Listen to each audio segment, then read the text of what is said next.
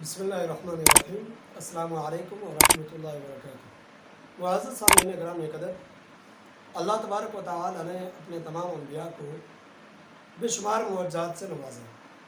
امام الانبیاء صلی اللہ علیہ وسلم کو اللہ تعالی نے بہت سارے معجزات عطا کیے۔ ایک روایت میں آتا ہے کہ آدم علیہ السلام سے لے کر عیسیٰ علیہ السلام تک جتنے انبیاء کو معجزات عطا کیے گئے، آپ صلی اللہ علیہ وسلم کو ان سارے معجزات سے زیادہ معجزے عطا کیے گئے۔ آپ صلی اللہ علیہ وسلم کے معجزات میں 4 بڑے معجزے کون سے ہیں؟ پہلا معجزہ جو آپ صلی اللہ علیہ وسلم کے لیے خاص، وہ معراج کا سفر ہے۔ اللہ تعالیٰ نے کسی نبی کو معراج کا سفر نہیں کرایا، آپ صلی اللہ علیہ وسلم کو معراج کی سیر کروائی گئی۔ یہ آپ کی انفرادی حیثیت ہے اور یہ آپ کا بڑا معجزہ ہے۔ اس کے بعد دوسرا معجزہ امام الانبیاء صلی اللہ علیہ وسلم کا، وہ ہے قرآن مجید، کلام مجید و فرقان حمید۔ کیسا معجزہ ہے کہ اللہ تعالیٰ نے کلام مجید و فرقان حمید جیسا معجزہ کسی نبی کو عطا نہیں کیا۔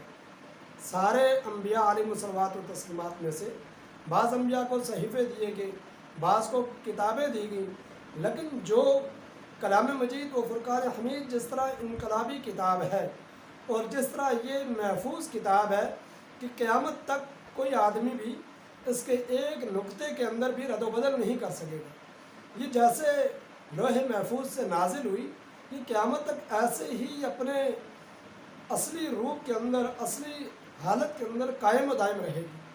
اور یہ ایسی انقلابی کتاب ہے کہ قرآن جہاں بھی جاتا ہے اپنا انقلاب برپا کر دیتا ہے، اور قرآن اپنے پڑھنے والے کے اوپر سحر طاری کر دیتا ہے، اور قرآن اپنی تلاوت کرنے والے، اپنے مطالعہ کرنے والے کو اپنا گرویدہ بنا دیتا ہے۔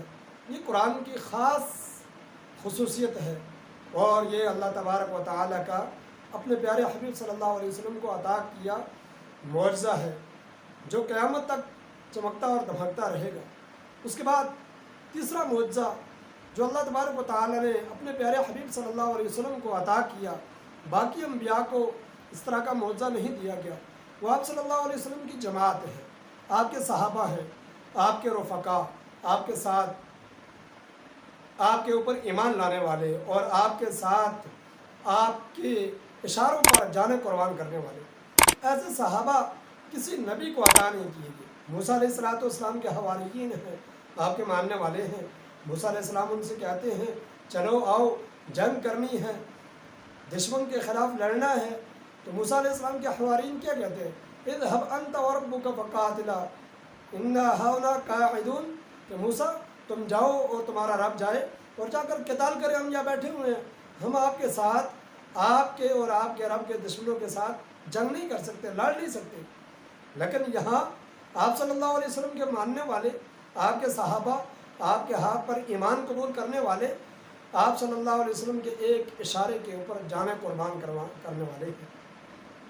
میدان بدر کے اندر دیکھیے گا، میدان احد کے اندر دیکھیے گا، آپ کو ہر میدان کے اندر صحابہ ثابت قدم نظر آئیں گے، اور آپ صلی اللہ علیہ وسلم کے ایک اشارے کے اوپر اپنی جان، مال، اولاد، وقت سب کچھ نچھاور کرنے والے۔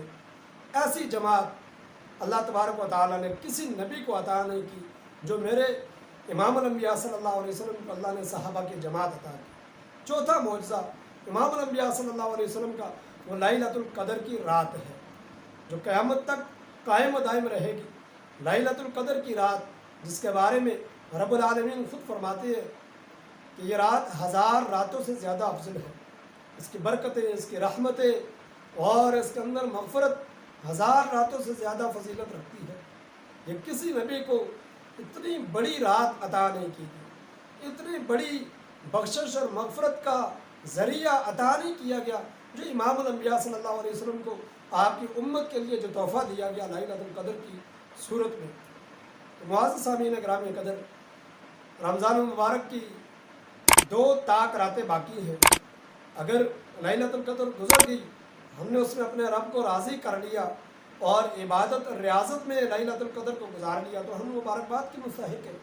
اگر لیلۃ القدر نہیں گزری، شاید یہ آنے والی جو طاق 2 راتیں ہیں، 27 اور 29ویں رات، ان میں لیلۃ القدر ہو، اس لیے ان 2 راتوں کو بھی قیمتی بنائیں۔ اور اللہ کے نبی صلی اللہ علیہ وسلم کو اللہ نے جو اپنی امت کے لیے خاص معجزہ عطا کیا، جس میں اللہ کی رحمت بارش کے قطروں کی طرح برستی ہے، اس سے فائدہ اٹھائیں ہم سارے، اور اپنے رب کو راضی کریں، اپنے پیارے حبیب صلی اللہ علیہ وسلم کے طریقوں کو صحیح معنوں میں اپنانے والے بن جائیں۔ السلام علیکم ورحمۃ اللہ وبرکاتہ۔